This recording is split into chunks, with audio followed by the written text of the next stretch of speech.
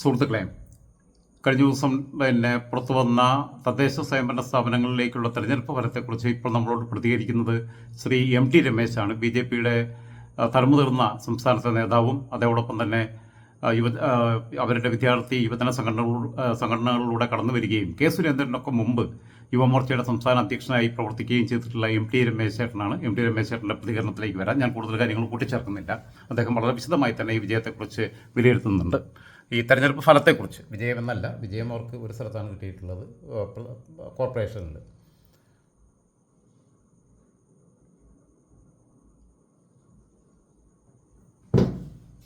രമേശേട്ടാ നമസ്കാരം. നമസ്കാരം. നമസ്കാരം. തിരക്കിലാണെന്ന് അറിയാം. അത് മാത്രമല്ല, ഒരു വിജയത്തിന്റെ ആലസ്യത്തിലും കൂടി ആവൂലേ? ആലസ്യമില്ല, ഓണർവാണ്. സാധാരണഗതിയിൽ വയറ് നിറച്ച് ഭക്ഷണം കഴിച്ചു കഴിഞ്ഞാല് ഈ സിംഹവും പുലിയൊക്കെ 2 ദിവസം ഉറങ്ങുന്ന പറഞ്ഞിട്ടുള്ളത്. മെയ് മാസം കഴിഞ്ഞാലല്ലേ അത് പറ്റുള്ളൂ. അതുവരെ അടുത്തതിന് തുടങ്ങണ്ടേ? ഓക്കെ. എന്തായാലും തലസ്ഥാനം പിടിച്ചു. ഇനിയിപ്പോ ഇന്നെ പോലുള്ള സഖാക്കളൊക്കെ എന്താ ചെയ്യാ? ഇനിയിപ്പോ ഞങ്ങള് കേരളത്തിൽ നിന്ന് പോകാൻ സ്ഥലമില്ല വേറെ എവിടെയും. BJP-യിലേക്ക് വന്നാകുന്നില്ല, വേറെ കുഴപ്പമില്ല. അപ്പം എങ്ങനെയാ കാണുന്നത്? ഞാൻ സീരിയസ് ആയിട്ട് വിഷയത്തേക്ക് വരാം. ഈ ഒരു തെരഞ്ഞെടുപ്പ് വിജയം തിരുവനന്തപുരത്ത് നിങ്ങള് ഒരു സീറ്റിന്റെ വ്യത്യാസത്തിൽ കേവല ഭൂരിപക്ഷം നഷ്ടപ്പെട്ടെങ്കിലും ഏറ്റവും വലിയ ഒറ്റകക്ഷിയെ പകുതി സീറ്റ് പിടിച്ചു. സ്ട്രൈക്ക് റേറ്റ് സംസ്ഥാന വ്യാപകമായിട്ട് വർദ്ധിപ്പിച്ചു. മൊത്തത്തിൽ എങ്ങനെയാ കാണുന്നത്? ഞങ്ങള് നല്ല പെർഫോമൻസ് ആയിട്ടാണ് വിലയിരുത്തിയത്. കാരണം ഈ പ്രാവശ്യം ലോക്കൽ ബോഡി ഇലക്ഷൻ വന്ന സമയത്ത് ഞങ്ങൾ നല്ല നേരത്തെ തയ്യാറെടുപ്പുകൾ നന്നായിട്ട് നടത്തിയിരുന്നു. പക്ഷെ തെരഞ്ഞെടുപ്പിന്റെ ലാസ്റ്റ് ഫേസിൽ വന്നപ്പോ 2 വിഷയങ്ങളൊന്നുണ്ടായി. ഒന്ന്, LDF-നെതിരായിട്ടുള്ള വലിയ തോതിലുള്ള ഒരു ആന്റി ഇൻകംബൻസി ഫാക്ടർ ഫീൽഡിൽ നന്നായിട്ട് പ്രതിഫലിച്ചു. പക്ഷെ ആ ഭരണവിരുദ്ധ വികാരത്തിന്റെ സാധാരണ നോർമലി ഞങ്ങൾക്ക് ഒരു ഭയം ഉണ്ടായിരുന്നു. സാധാരണ കേരളത്തിൽ ഈ 2 മുന്നണികളായതുകൊണ്ട് ഒരു മുന്നണിക്കെതിരായിട്ടുള്ള ഈ ഭരണവിരുദ്ധ വികാരം മറ്റേ മുന്നണിക്ക് തീർത്തും പോവുക എന്നുള്ളതായിരുന്നു കേരളത്തിന്റെ ഒരു. അപ്പൊ അതിനെ ഓവർടേക്ക് ചെയ്യാൻ സാധിക്കുമോ എന്നുള്ള ഒരു ആശങ്ക ഞങ്ങൾക്ക് ഉണ്ടായിരുന്നു. പക്ഷേ ഞങ്ങൾക്ക് ഒരു പരിധിവരെ പല സ്ഥലത്തും ഓവർടേക്ക് ചെയ്യാൻ വേണ്ടി സാധിച്ചു എന്നുള്ളത് ഒരു പ്ലസ് പോയിന്റ് ആണ്. രണ്ടാമത്, നമ്മളെ തോൽപ്പിക്കാൻ വേണ്ടിയിട്ടുള്ളൊരു ബോധപൂർവ്വ ശ്രമം ഉണ്ടായിരുന്നു പല സ്ഥലത്തും. LDF-ഉം UD ഒരുമിച്ചത്. അപ്പൊ അതിനെയും ഓവർടേക്ക് ചെയ്യുക എന്നുള്ളതും ഒരു വെല്ലുവിളി. ഈ 2 വെല്ലുവിളികൾ തെരഞ്ഞെടുപ്പിന്റെ ലാസ്റ്റ് സ്പേസിൽ ഞങ്ങൾ നേരിട്ടിരുന്നു. പക്ഷെ അതിനെയും ഓവർകം ചെയ്തിട്ട് നല്ല റിസൾട്ടിലേക്ക് വരാൻ സാധിച്ചു എന്നുള്ളത് ഒരു നല്ല കോൺഫിഡൻസ് ആയിട്ടാണ് ത്രൂ ഔട്ട് നമ്മുടെ എല്ലാ മേഖലയിൽ നിന്നും കിട്ടുന്ന റിപ്പോർട്ടുകൾ.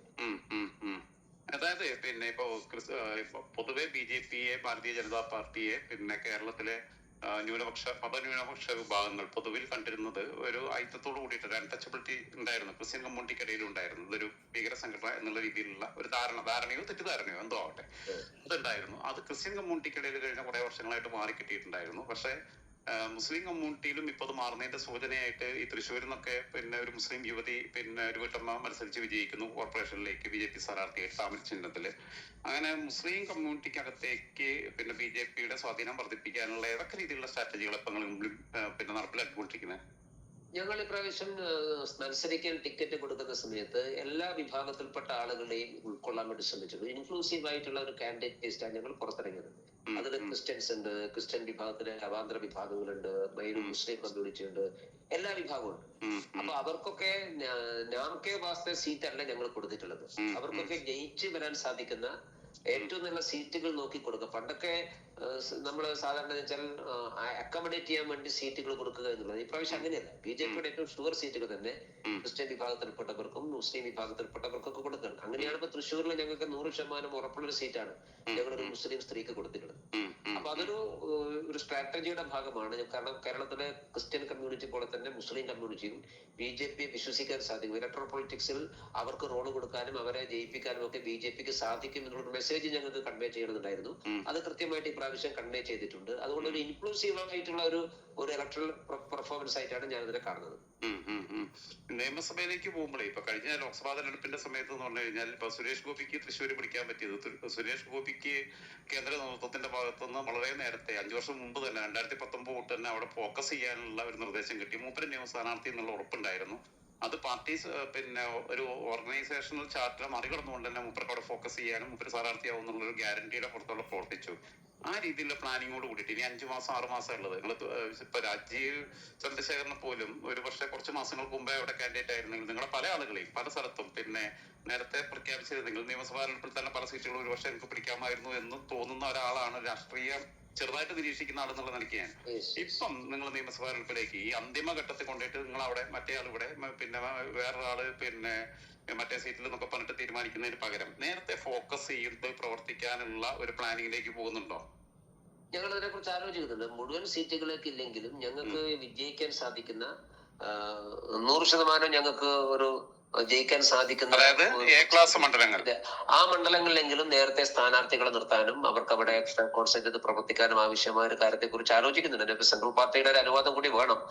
പക്ഷെ ഞങ്ങൾ അതിനെ കുറിച്ച് ആലോചിക്കുന്നുണ്ട്. സെൻട്രൽ പാർട്ടിയോട് കാര്യങ്ങൾ സൂചിപ്പിച്ചിട്ടുണ്ട്. അപ്പോ ഒന്നവർക്ക് അവിടെ കേന്ദ്രീകരിച്ച് പ്രവർത്തിക്കാൻ വേണ്ടി സാധിക്കും. ഏതായാലും ഈ ഡിസംബർ മാസത്തിൽ ഈ ലോക്കൽ ബോഡിയുടെ ബാക്കി കാര്യങ്ങളൊക്കെ പൂർത്തിയായി കഴിഞ്ഞാൽ, ഉദാഹരണത്തിന് ഇപ്പോ പ്രസിഡന്റ്, മേയർ, ചെയർമാൻ, ഈ കാര്യങ്ങളൊക്കെ ഇതിന്റെ ഒരു നടപടികൾ പൂർത്തിയാക്കി തെരഞ്ഞെടുപ്പിന്റെ വിലയിരുത്തൽ യോഗങ്ങളൊക്കെ പൂർത്തിയായി കഴിഞ്ഞാൽ ഞങ്ങൾ ജനുവരി മാസം മുതൽ 2026 നിയമസഭാ തെരഞ്ഞെടുപ്പിന്റെ പ്രിപ്പറേറ്ററി വർക്ക് ആരംഭിക്കും. അപ്പോ സ്വാഭാവികമായിട്ടും അതിൽ ഇതും കൂടി പരിഗണിക്കപ്പെടുന്ന വിഷയമാണ്. ഞങ്ങൾ അതിനെക്കുറിച്ച് സീരിയസ് ആയിട്ട് ആലോചിക്കുന്നുണ്ട്. ഓക്കെ ചേട്ടാ, അപ്പൊ എന്തായാലും പിന്നെ ഈ തിരക്കുറിച്ച സമയത്തിനിടയിൽ ഇത്രയൊക്കെ പ്രതികരിച്ചതിന് നന്ദി. പിന്നെ എന്തായിരുന്നാലും നമ്മൾ തമ്മിൽ ഇതുവരെ നേരിട്ട് കണ്ടിട്ടില്ല. ഒരു പ്രാവശ്യം ക്യാമറയുടെ മുമ്പിലൊന്നും ഇരിക്കാൻ നിങ്ങളെ വായല് കോരിട്ട് വലുതും പറയിപ്പിക്കണം എന്നൊക്കെ ആഗ്രഹമുണ്ട്. അതിനുള്ള അവസരം എനിക്ക് തരണം. Okay, thank you. Shri M T രമേശിൻ്റെ പ്രതികരണമാണ് നിങ്ങൾ കേട്ടത്. BJPയെ സംബന്ധിച്ചിടത്തോളം എ ക്ലാസ് മണ്ഡലങ്ങളിൽ നേരത്തെ തന്നെ ഇന്നയാൾ സ്ഥാനാർത്ഥിയാകുമെന്ന ധാരണയോടുകൂടി അവിടെ ഫോക്കസ് ചെയ്ത് ക്യാമ്പ് ചെയ്ത് പ്രവർത്തനങ്ങൾക്ക് നേതൃത്വം കൊടുക്കുകയും പ്രവർത്തകർക്കിടയിൽ ആ മണ്ഡലത്തിനകത്തുള്ള എല്ലാ മുക്കിലും പിന്നെ മൂലയിലും സുപരിചിതരായി അവതരിപ്പിക്കുകയും ചെയ്യുന്ന ഒരു തന്ത്രത്തിലേക്ക് BJP നീങ്ങുന്നു എന്ന് വേണം ഇതിൽ നിന്ന് അനുമാനിക്കാൻ. അങ്ങനെ വന്നാൽ സുരേഷ് ഗോപിക്ക് തൃശ്ശൂരിൽ കിട്ടിയ അതേ ആനുകൂല്യം തന്നെ മറ്റുള്ള സ്ഥലങ്ങളിലും പലയിടങ്ങളിലും എ ക്ലാസ് മണ്ഡലങ്ങളിൽ കിട്ടാൻ സാധ്യതയുണ്ട്.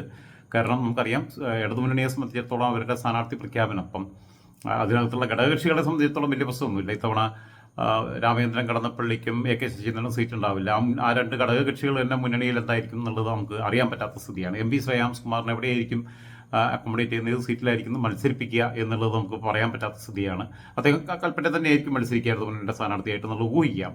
അതേപോലെ തന്നെ മറ്റേ KP മോഹന് സീറ്റ് ഉണ്ടാവുമോ ഇല്ലേ എന്നുള്ളത്, അതോ ആ സീറ്റ് CPM ഏറ്റെടുക്കുക എന്നുള്ളത് നമുക്ക് പ്രവചിക്കാൻ വയ്യാത്ത സാഹചര്യമാണ്. വടകര സീറ്റിൻ്റെ കാര്യത്തിൽ നമുക്ക് ഒന്നും പറയാൻ പറ്റാത്ത അവസ്ഥയാണ്. അതിനപ്പുറത്ത് ഇപ്പോൾ മാണി ഗ്രൂപ്പ് ഒഴിച്ചിട്ടുള്ള പല കക്ഷികളെ സംബന്ധിച്ചിടത്തോളം CPIയുടെയും CPMൻ്റെയും സിറ്റിംഗ് MLAമാരെ സംബന്ധിച്ചിടത്തോളം ഫസ്റ്റ് ടൈം മാത്രം പൂർത്തീകരിക്കുന്നവർക്ക് അവർ തന്നെയാണ് സ്ഥാനാർത്ഥി, അവിടെ സംശയമില്ല. അല്ലാത്ത സ്ഥലങ്ങളിൽ അവർക്ക് ബുദ്ധിമുട്ട് വരാം. ഇനി ഒരു ടൈം മാത്രമുള്ളവരെ ഇപ്പം നമുക്കറിയാം, 2016 MLA ആയി ഷൊർണൂരിൽ നിന്ന് തിരഞ്ഞെടുക്കപ്പെട്ട PK ശശിയേട്ടനെ 2021 അവിടെ മത്സരിപ്പിച്ചില്ല. അങ്ങനെയുള്ള ഏതെങ്കിലും രീതിയിലുള്ള മാറ്റങ്ങൾ ഒഴിച്ചാൽ CPMൻ്റെ സിറ്റിംഗ് MLAമാരിൽ ഒരു ടൈം മാത്രം പൂർത്തീകരിക്കുന്നവർ രണ്ടാമത് വരും. CPIയുടെ സിറ്റിംഗ് MLAമാരിൽ ഒരു ടൈം മാത്രം പൂർത്തീകരിക്കുന്നവർ രണ്ടാമത് അവിടെ സ്ഥാനാർത്ഥികളായിട്ട് വരും എന്നുള്ളത് ഒഴിച്ചാൽ മറ്റുള്ള സീറ്റുകളിലെ സ്ഥാനാർത്ഥികളെ അവർ അവസാന നിമിഷം പ്രഖ്യാപിക്കുകയുള്ളൂ. കോൺഗ്രസിനെ സംബന്ധിച്ചിടത്തോളം UDFിനകത്തുള്ള സംവിധാനം വെച്ച് ജോസഫ് ഗ്രൂപ്പിനും ഈ പറഞ്ഞ പോലെ മാണി ഗ്രൂപ്പിനുള്ള കേരള കോൺഗ്രസുകൾക്ക് ഒന്നും കുഴപ്പമില്ല. പത്തനാപുരത്ത് പിന്നെ LDFിൽ ഇയാൾ തന്നെയാണ് വരിക, ബാലകൃഷ്ണ പിള്ളയുടെ മകൻ പിന്നെ ഗണേഷ് കുമാർ. അത് ജോസഫിൻ്റെ സീറ്റിൽ PJ ജോസഫിൻ്റെ സീറ്റിൽ തൊടുപുഴയിൽ അദ്ദേഹം അല്ലെങ്കിൽ അദ്ദേഹത്തിൻ്റെ മകൻ അപ്പു ജോസഫാണ് ഇത്ര വർഷം വരിക. കടുത്തുരുത്തിലും മോൻസ് ജോസഫ് തന്നെ വരും, അതിലൊന്നും സംശയമില്ല. ഷിബു തെക്കുംപുറം കോതമംഗലത്ത് വരും. അതോടൊപ്പം തന്നെ റെജി ചെറിയാൻ ഇവിടെ കുട്ടനാട് വരും. അതൊക്കെ ജോസഫ് ഗ്രൂപ്പിൻ്റെ സ്ഥാനാർത്ഥികളുടെ കാര്യത്തിൽ വ്യക്തതയുണ്ട്. അവർ ഓൾറെഡി ഫോക്കസ് ചെയ്ത് പ്രവർത്തനം ആരംഭിച്ചിട്ടുണ്ട്. അതേസമയം പിന്നെ കോൺഗ്രസിൻ്റെ സിറ്റിംഗ് MLAമാരെ സംബന്ധിച്ചിടത്തോളം കോൺഗ്രസിൻ്റെ പിന്നെ അത് അവർ ഒന്നുകിൽ തോക്കണം, അല്ലെങ്കിൽ അവർ പിന്നെ അവരുടെ കാലശേഷം മാത്രമാണ് മറ്റൊരാളെ ഇവിടേക്ക് പരിഗണിക്കുക എന്നുള്ളത് കോൺഗ്രസിൻ്റെ ഒരു വളരെ വിചിത്രമായിട്ടുള്ള സ്വഭാവമാണ്. മുസ്ലിം ലീഗിൻ്റെ ആണെങ്കിലും 3 ടൈം പൂർത്തീകരിച്ച ആളുകൾ മാറേണ്ടി വരും. PK കുഞ്ഞാലിക്കുട്ടി സാഹിബിന് മാത്രം ഒരു ഇളവ് നൽകുകയും ബാക്കിയുള്ളവർ മാറേണ്ടി വരുന്ന സ്ഥിതിയുണ്ട്. അപ്പോൾ അവിടേക്കുള്ള സ്ഥാനാർത്ഥികൾ ആരായിരിക്കും എന്നുള്ളതിനെ ആശ്രയിച്ച് അവർക്ക് പറയാൻ പറ്റുള്ളൂ. പക്ഷേ BJPയെ സംബന്ധിച്ചിടത്തോളം അവർ തീരുമാനമെടുത്ത് നേരത്തെ തന്നെ പ്ലാൻ ചെയ്ത് അങ്ങനെ ഫോക്കസ് ചെയ്താൽ തെരഞ്ഞെടുപ്പ് നമ്മൾ കരുതുന്ന പോലെ അത്ര ഒരു ഈസി വാക്ക് ഓവറിലേക്ക് ആർക്കും പോകാൻ പറ്റാത്ത രീതിയിൽ നിർണായകമായ ഫാക്ടറായി BJPക്ക് മാറാൻ പറ്റുമെന്നതാണ് യാഥാർത്ഥ്യം. അത് അത്രമാത്രം പറഞ്ഞുകൊണ്ട് തൽക്കാലം അതിൻ്റെ കൂടുതൽ പ്രഡിക്ഷനിലേക്കൊന്നും ഞാൻ കിടക്കുന്നില്ല. അതൊക്കെയാണ് ബാക്കിയുള്ളവരുടെ പ്രതികരണവുമായിട്ടും കൂടി വരുന്നതാണ്.